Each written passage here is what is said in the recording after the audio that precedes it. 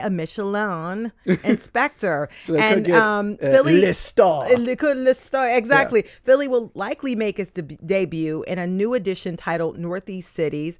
This means that restaurants that means that Philadelphia could be featured alongside restaurants from New York City, Washington, D.C., Chicago, and of course Boston, which is also being added to the list. They could get a star, could get a star, or 3 stars, which is the highest. The highest one, yeah. By the way, I did not know this, but in researching for this story, one of the reasons why the tourism boards actually pay for the tire company to come to their city. I did not know that. And so so Philly stepped up the tire company and got them to come. I know, they are. It's funny. It's just funny. It's just funny that they have this much sway on food and they create tires. I got to be honest, Cherry. Yes. It feels like a racket.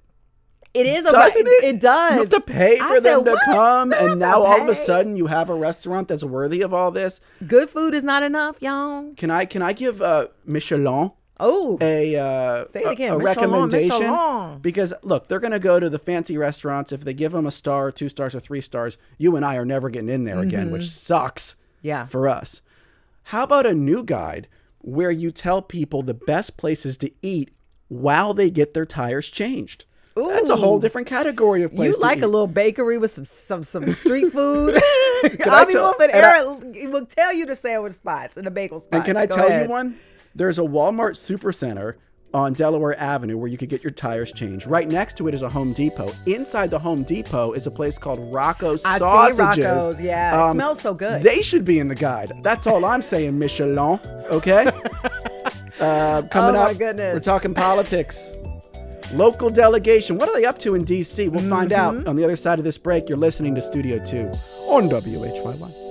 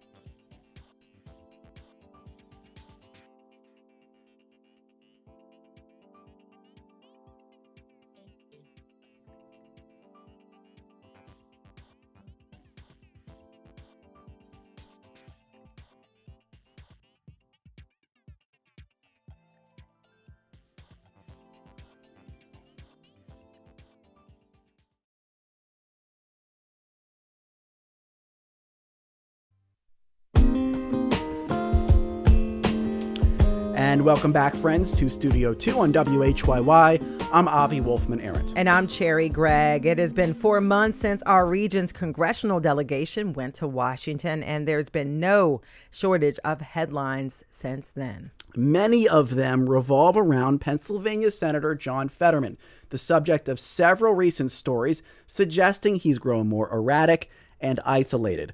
We're going to talk about it with a pair of journalists who have written recently on Fetterman. We'll also discuss the other politicians representing the Delaware Valley in D.C. We'll talk about the budget battle brewing on the Hill and whatever else is on your mind. So let's introduce our guests. We have Sahil Kapoor, the senior national political reporter for NBC News with us, and Julia Taruso, national politics reporter for the Philadelphia Inquirer. Welcome to you both. So happy to have you on Studio 2. Thanks for having me. Thank you. And for our listeners, our question: are you happy with how U.S. Senator John Fetterman is representing Pennsylvania? What do you make of these reports that he's not fit to serve? And don't worry, we're going to detail those reports a little bit in a second. Hang tight. Give us a call, 888-477-9499. You can also email studio2 at WHYY.org. Or if you're on YouTube, hello, drop a comment in the chat. And so, Julia, we wanted to start with you. I mean, the reports about Senator John Fetterman's behavior have been swirling for months.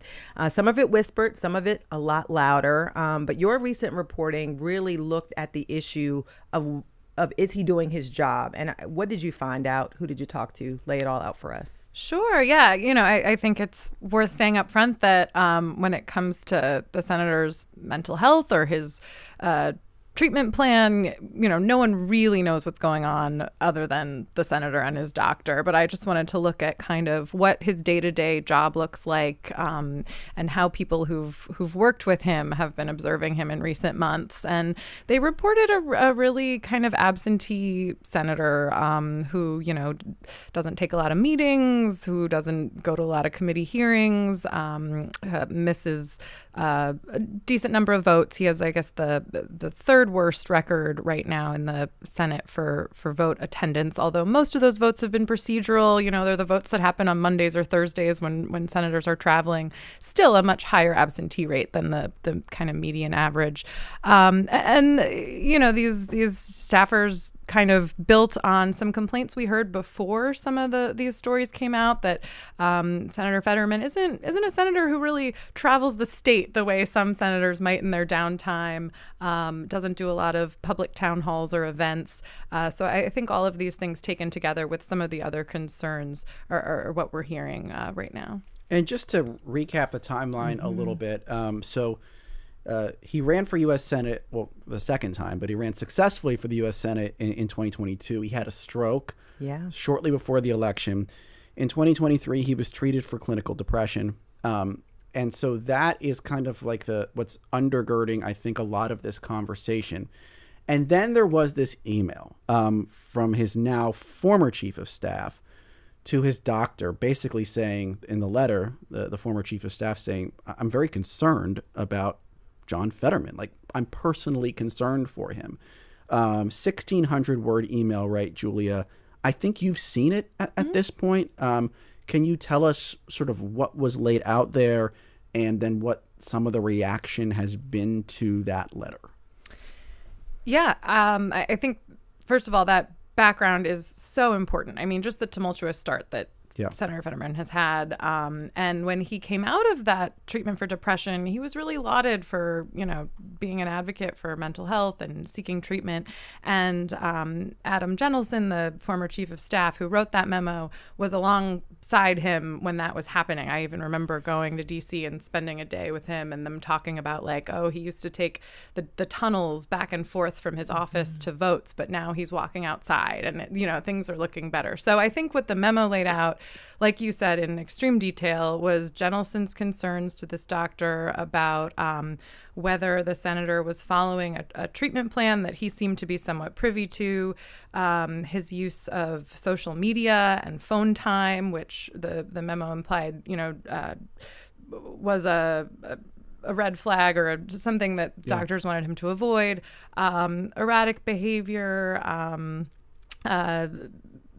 Jentelson said that the senator was driving recklessly and said that some staff members didn't want to drive with him, that, he'd purchased a gun, which, he noted that there had been some threats to Senator Fetterman and his wife, but that he wanted to just raise these things publicly. And I should note, I didn't in the question, I apologize, that not called a memo, that email is from about a year ago at this point. So it's now emerging, but this was written a while ago. So I wanted to ask you, Sahil Kapoor,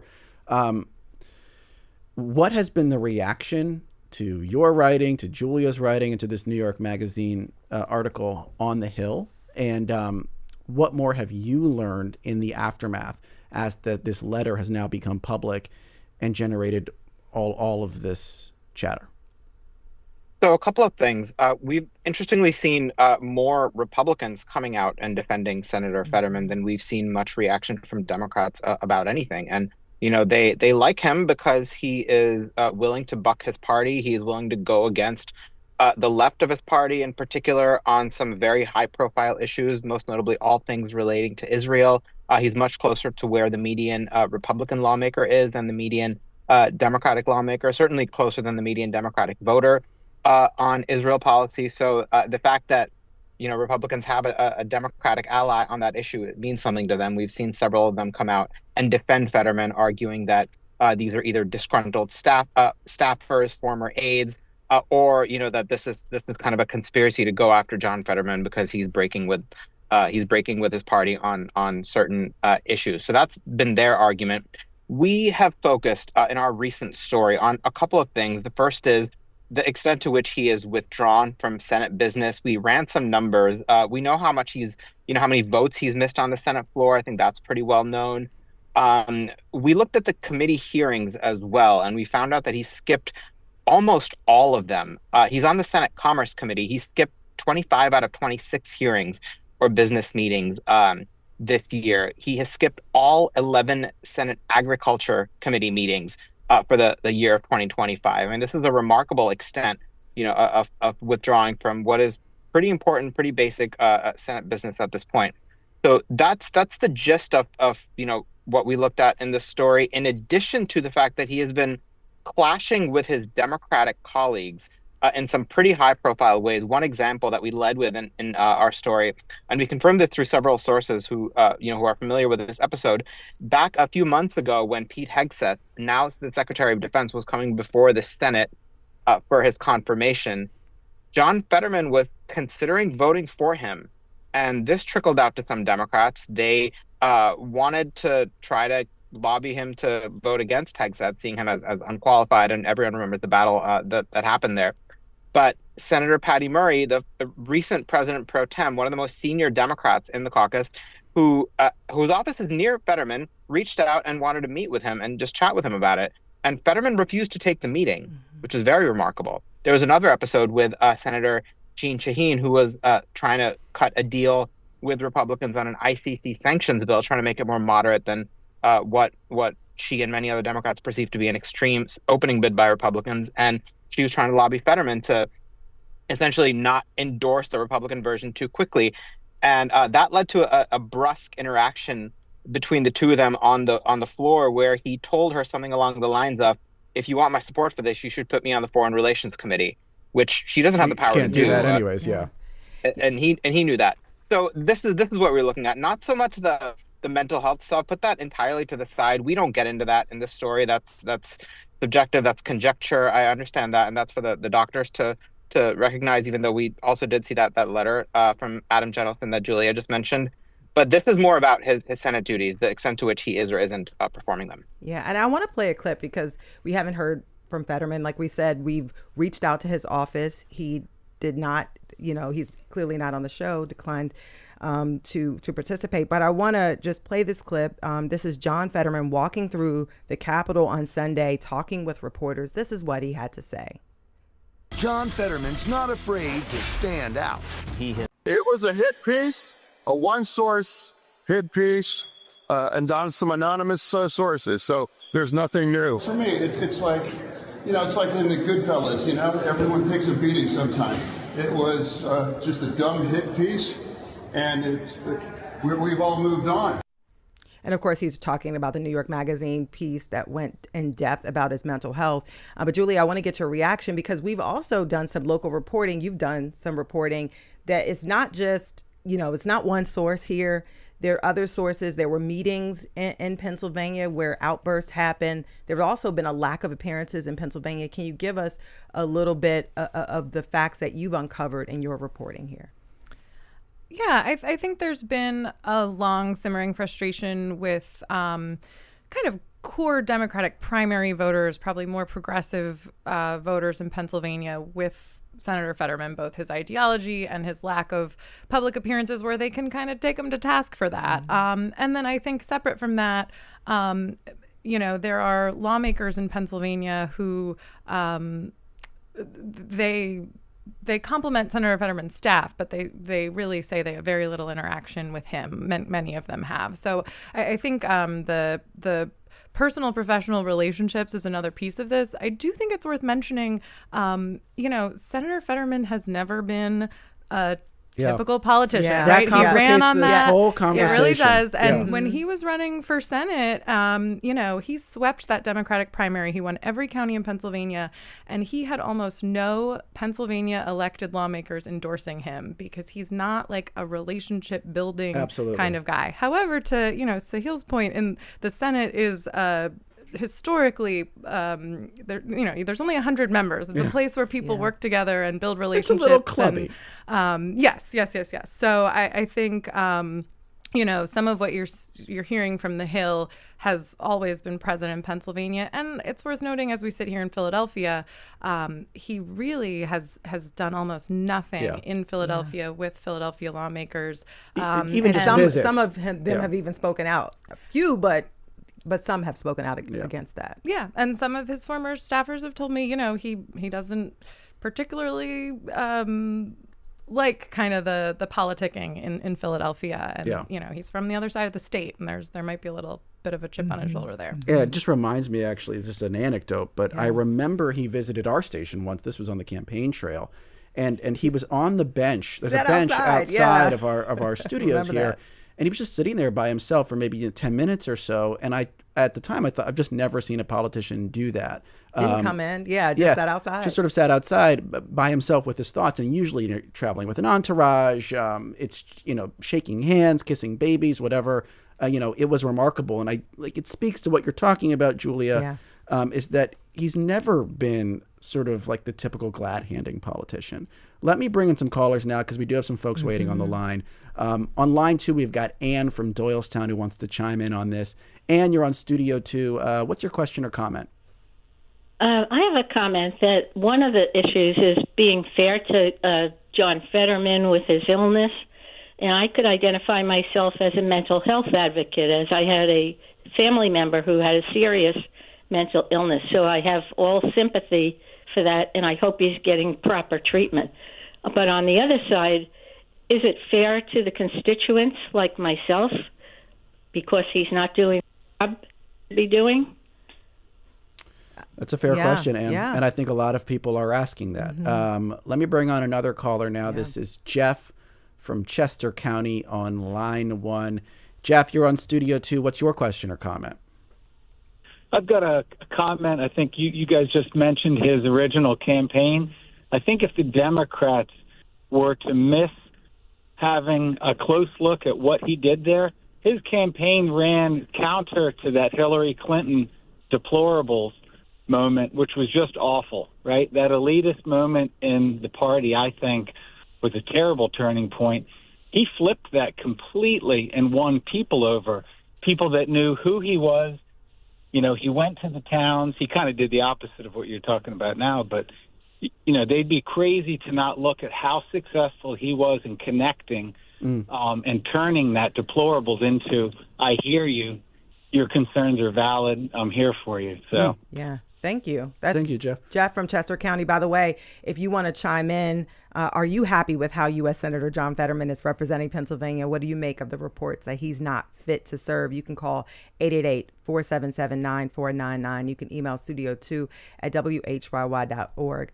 Sahil, I wanted to kind of piggyback a little bit off of what Jeff was talking about, and Ann as well, because I think about President Joe Biden and the hits that Democrats took for allegedly hiding his cognitive decline, so to speak, his alleged cognitive decline. Do you think, I just want to sort of like put that in context. Do you feel like there is some type of overcompensation happening here with John Fetterman? Or do you think, his view that this is a hit piece because he's not necessarily falling in line with the most progressive members of his party, that there could be something to that? I want to get your thoughts on that piece of it, Sahil. Sure. So firstly, I don't see the parallel to President Biden, to be honest. I think that was simply age. With Joe Biden, he had visibly he was not as physically robust. I think as the world saw in the June debate, he was not as mentally able to communicate. This is a very, very different issue with Senator Fetterman, and of course, it does partly trace back, to the stroke he suffered in 2022 while campaigning. But that's not really the crux of it. I think one of your first caller hit the nail on the head, which is it's about the constituent. Do they feel represented? Mm-hmm. They were all that. I mean, it was very clear that not only Democratic voters, but the voters of Pennsylvania were very willing to, give him space. They were very sympathetic and understanding of the mental issues that he was working through, and they elected him knowing that he was going through this, even after he had a pretty rough debate. I remember with his opponent in late 2022. Yeah. Exactly, with Oz. That was not a good debate for Fetterman. Everyone saw that, and the voters of Pennsylvania elected John Fetterman. They were willing to give him the space. The question now is, do they feel like he is still representing them? Yeah. And I think part of what this gets to is, yes, everyone knows he's a little bit unorthodox on the issues. He did campaign as a strong supporter of Israel. It shouldn't be particularly surprising that I think that he has broken with the Democrats on some cultural issues like immigration comes to mind. But it's also notable that he is firmly aligned with the Democrats on economic populist issues. He's a strong supporter of raising the minimum wage. He's a supporter of expanding the social safety net and getting money out of politics. A lot of the earlier traditional Bernie Sanders theory of the case. And he supports abolishing the filibuster to do all of that. So this idea from some Democrats in particular that he's basically a Republican or become a Republican, I think that's completely false. I don't see that. Now, one thing I did hear, last thing I'll say about this, the one thing I have heard from some people who have worked for him is that Fetterman seems to be relishing in this fight with the left, maybe a little too much. He seems to be enjoying it. Maybe not enjoying it, but he feels like triggered enough by the criticism. He feels like there's so much unfair criticism coming at him that he just escalates. He doesn't downplay. I mean, so you asked about whether or not, you raised the specter of whether or not constituents feel represented. And we've got responses here all over the map. Like Walter in an email says, regardless of my opinions on his policies, Fetterman is neglecting his duties. He was hired by Pennsylvania to do a job, represent us. He's not doing that job. Walter wants Nikhil Saval to take his place. He's a state senator here from Philadelphia. On the other hand, Kristen says, I've written Fetterman multiple times regarding executive orders, issues regarding health benefits, housing support. His office has been very responsive, and it's clear they're working hard to address issues presented by constituents. But going back to what our caller Jeff said about Fetterman's reach and who he connects with, or at least connected with in the campaign 2022.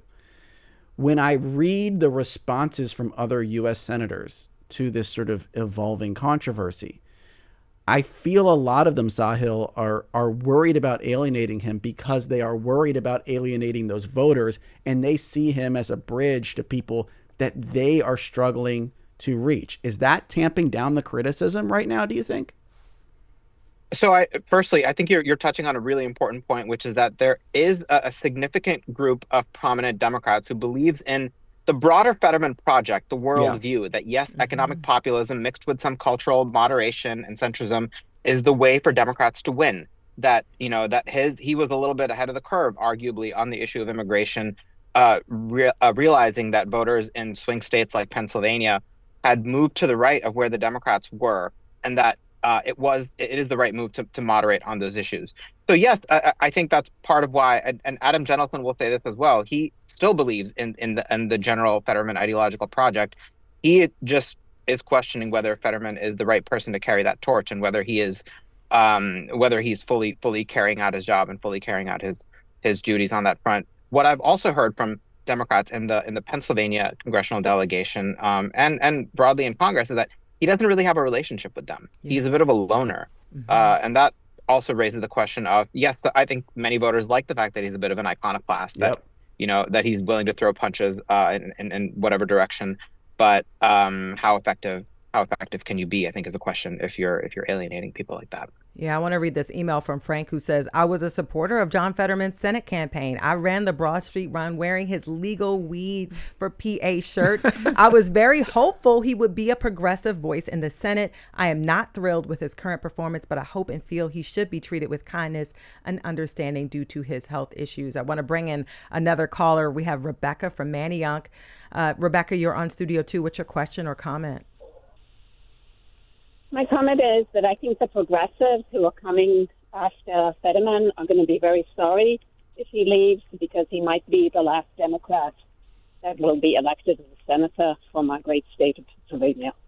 Wow. Short and sweet, but that's a warning to Democrats from Rebecca and Manayunk, and that gets into these political considerations we were talking about, right, Julia? Yeah, and I think, it's also worth pausing to note that a lot of the voters who Fetterman helped reach, may not be the people who are plugged into how many committee hearings he's going to, or how may not care, or votes, or and that's not to say whether they should or shouldn't be, but in a six-term Senate, 6-year Senate term, what resonates with voters is another question. Will they care in 4 years when he's up for re-election? No, it's an important question. So we're going to talk more on the other side of this break, maybe a little bit more about John Fetterman, but also we want to broaden the conversation a little bit to talk about, hey, what's Dave McCormick up to?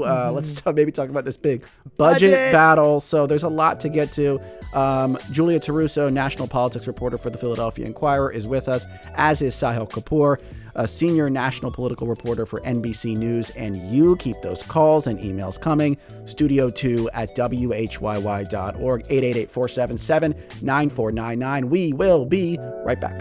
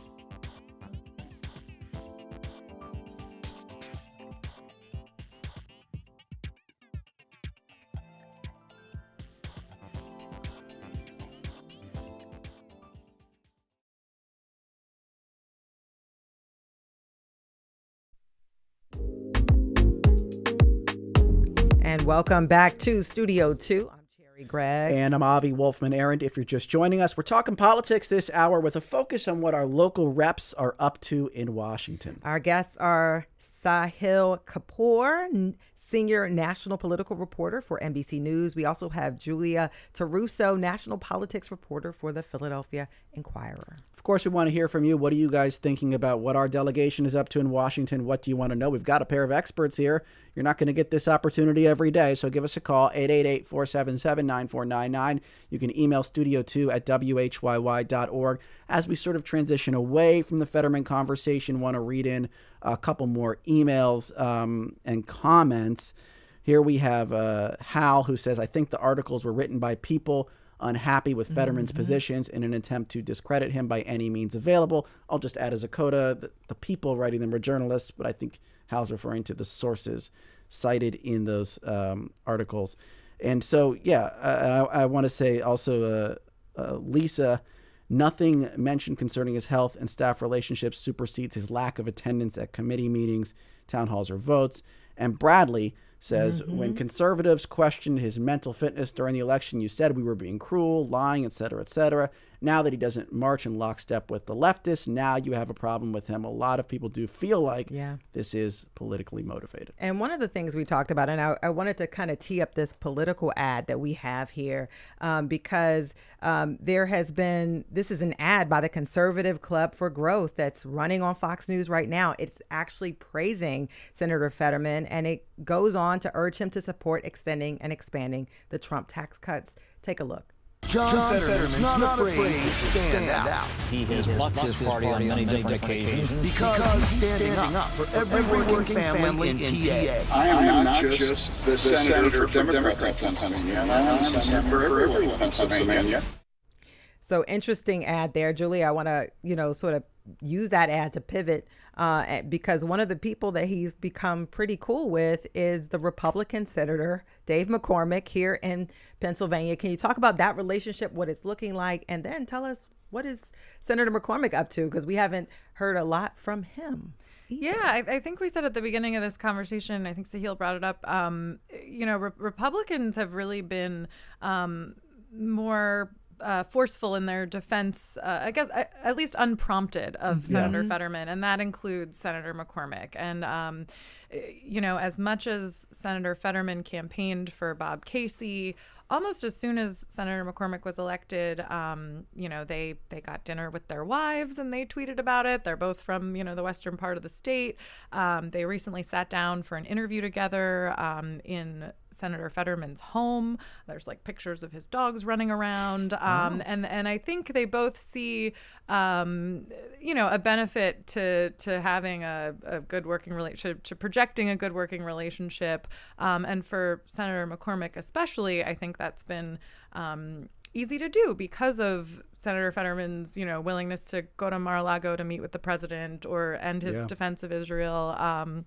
So McCormick was one of the more forceful defenders of Fetterman when this all started coming out. And as for what he's been up to, he's been a little bit under the radar media-wise, at least from my perspective. But you're on the media.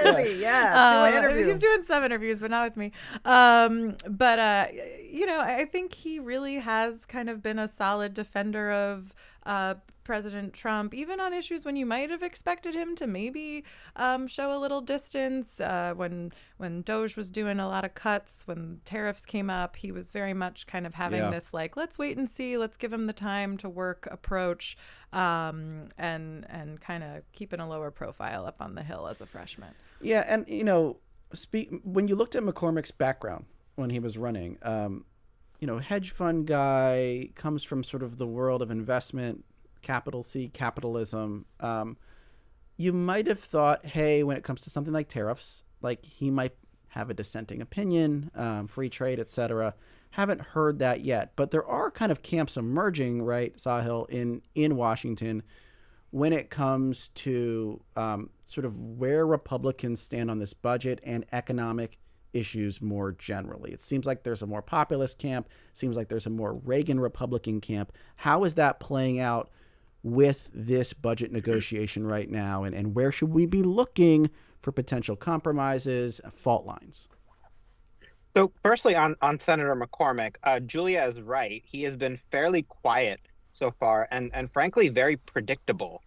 He represents Pennsylvania, which is a very swing state. A lot of the recent senators, including Fetterman right now, tend to vote against their party and break party lines.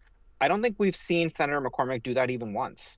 I can't think of a single vote, certainly not any high-profile vote, where he's gone against the Trump agenda, a Trump nominee, where he's spoken out against it or gone against John Thune, the Senate leader of the Republican Party. So I think that's notable. I think it's also an open question as to what kind of a senator Senator McCormick wants to be. Is this just kind of early stages? What I've heard from one person who used to work for him, that he's still finding his feet and that he's purposefully staying under the radar right now. But is he going to become a senator who occasionally breaks party lines and forges, I guess, tries to forge some compromise and work with Democrats on some issues? Or does he prefer to be a reliable, firm, solid vote for the Republican agenda, the Trump agenda? Now, your point on the budget question, this is a huge moment right now for reconciliation, which is the one big bill that President Trump wants to pass to get the meat of his agenda through. That is extension of the tax cuts, which, by the way, I don't think John Fetterman is going to vote for. I'd be extremely shocked if he does, although I understand why Republicans kind of want to roll out the red carpet and say, please welcome if you don't feel happy in the Democratic Party anymore. I doubt that's going to happen. In fact, Fetterman has told me multiple times there's no way he's switching parties. The budget reconciliation question, the House is going to be marking up bills starting today on massive issues like Medicaid, which has divided the Republican Party, tax cuts. There's the issue of the state and local deduction, which I know is a big issue in New Jersey, not far from where you guys are. Matters to certainly to some Pennsylvania voters as well. Are Republicans going to expand that? There's a group of GOP House lawmakers who are insisting on a larger cap for the state and local deduction. That's going to be one issue they have to work through. The populist question, I see some elements of the Republican Party who want to move in a populist direction. There is somewhere in there's a populist party that's trying to be born but can't quite be born because the party is still at the end of the day run by the kind of the Chamber of Commerce mentality, which is low taxes, low regulations. That's where the Republican donors are. That's where most Republican senators still are, and it's where Trump at the end of the day still feels comfortable with. That is still his agenda: low taxes, low regulations. And every now and then he'll say something about, oh, maybe we should consider increasing taxes on the rich, and then he'll just as quickly walk it back. That was a half-baked float. So I don't see a meaningful economic populist strain coming up just yet, even though there are a few in the party who want to move in that direction. It's like a baby toe in the baby pool, but it really hasn't gotten too much further. And I want to ask you about a follow-up question, Sahil, about this whole Medicaid, because this has caused some tension within the Republican Party on this topic. What does this bill currently contain, and could it actually kick millions of people off of this very important entitlement? Yeah, so let me give you the broad strokes from the Congressional Budget Office. That's the nonpartisan scorekeeper. The health care section of this House bill, which includes Medicaid, is expected to cut spending by $715 billion over a decade, and it is projected to result in 8.6 million fewer people having health care coverage. That's a result of the Medicaid cuts and restrictions that Republicans are eyeing. That includes a significant new work requirement for able-bodied adults under 65 to continue accessing Medicaid. They have to prove that they're working or trying to work or doing a whole bunch of community service. There are going to be more frequent eligibility checks. There are going to be citizenship screenings. There's going to be funding cuts to states who are allowing undocumented people who are residents of their states to get on Medicaid. So it's a very significant set of policies. Now, they removed some of the most aggressive ones from the bill, because there were some centrists in the Republican Party who were threatening to vote against it if they did. That's, for instance, a per capita overall limit on any Medicaid spending, massively decreasing the amount of money the federal government gives to states to help cover Medicaid. Those are out. The question is, are these cuts going to be palatable to centrist Republicans, including, for instance, Brian Fitzpatrick of Pennsylvania, not far from where you guys are? He's the type of vote that they need to keep in the fold, and there's a lot of nervousness right now about the Medicaid question, because this is the singular focus for Democrats. Their argument is going to be, and you're going to hear this a million times between now and the midterm elections, that Republicans are cutting Medicaid and healthcare for vulnerable people to try to give a big tax cut to rich people. And then on the other side, like Ron Johnson, senator from Wisconsin, op-ed in the Wall Street Journal, I think just today, saying, hey, not enough cutting going on here, guys. Like, we're still spending basically at pandemic era levels. We're supposed to bring this federal government spending into check. So look, there's a lot of competing visions to balance here. I did want to, we're backtracking a little bit, but we do have a caller on the line who wants to just have one more comment on the Fetterman situation. This is Marwan, who is with the, I believe, Philadelphia Arab American Development Corporation. I hope I got that right. And I think had a personal experience trying to get in touch with the senator. So real quick, Marwan, if you wouldn't mind sharing that on Studio 2. Well, yeah, thank you for putting this on. We had two meetings with me and just one other person, had two meetings with Senator Fetterman. We were kind of begged, and they wanted more. His staff was like, I think, perplexed at him. And they were like, Marwan, would you please come and talk to him? And we did it, and I just don't think he got it. I mean, we were talking about very basic things about the kids of Gaza, and he's like, oh, I care about the kids of Gaza. I'm like, well, do something. And he was like, okay, Hamas should give up the hostages. I'm like, yeah, but we need more than that. And he just didn't get it, and he kept going on and on. And just remember, we had spoken to him prior to the election, and I knew he was pro-Israel, but I didn't realize it was going to be that bizarre and that right-wing. So it's been really the 2 points I got out of it is that I don't think he gets a lot of things, and two, I think his staff, and it's been pretty obvious, he's lost like most of his staff. Yeah. I think his staff is perplexed and really upset with him. And I wouldn't go again. After 2 meetings, I was like, this is a waste of my time, you know. So, interesting local perspective there from Marwan, who's met with the senator. And look, Jake also brought up this issue and saying, you know, Fetterman's unwillingness to listen to the pleas for a ceasefire, let alone a free Palestine, has made me no longer wish to support him. You know, however, I do wish conservatives who are harsh about his mental state would be as vocal about Mitch McConnell, who, of course, had his own health issues. So, Jake, adding that perspective. Julia, though, I did want to ask you about someone like a Brian Fitzpatrick, how the folks who represent those congressional swing districts are looking at this whole budget battle, because I know Democrats have to be targeting some of those seats. Yeah, well, you know, Congressman Fitzpatrick is the most well-known at this point. He's the lone Republican in the House representing southeastern Pennsylvania. But we also have 2 freshman Republicans who just started, Ryan McKenzie in the Lehigh Valley and Rob Bresnahan in northeastern Pennsylvania. Yeah. And I think similarly, you know, spotlight's going to be on them a little bit. These are districts that they narrowly won, that Democrats really want to take back. Congressman Bresnahan was sort of out front saying he wouldn't support you know, big Medicaid cuts, and now we're going to have to see what and that's the one they seem most concerned about politically. I think so. Yeah. Yes. And so now that, you know, there's this markup and we have more of the details, what's the response and what's the vote from some of these folks in PA? Yeah. Are we seeing other red flags from our, you know, folks from our delegation saying this is something that they would not be in support of when it comes to this bill, besides Medicaid? Well, Democrats are full steam ahead, you know, if you pull up, but I think, you know, there are some, there's the Agriculture Committee is I think, and Sahil might be able to back me up here, talking about some changes to SNAP and some nutrition programs. You know, these are programs that are widely popular and the sorts of things that, if affected, could impact, you know, Republicans in tight districts. What else, Sahil, are you looking at as we wrap up that maybe we here in Philadelphia are missing? A battle going on in Washington, whether it's about the budget or something else, something that maybe you think's just been a little bit under the radar that folks on the Hill are watching, but that some of us maybe have missed. I'm putting you on the spot a little bit as we wrap up the hour. No, I'll take it. I like it. Keeps me on my toes. Firstly, yes, I think Medicaid, SALT, and SNAP are going to be the 3 biggest sticking points in this reconciliation bill. Do they get Republicans on board with these 3 issues? It's going to be very difficult. It's plausible, but they have narrow majorities in the House. Now, I will answer your question. The most important thing going on in Washington that few people are paying attention to, I would say, is the upcoming debt limit deadline.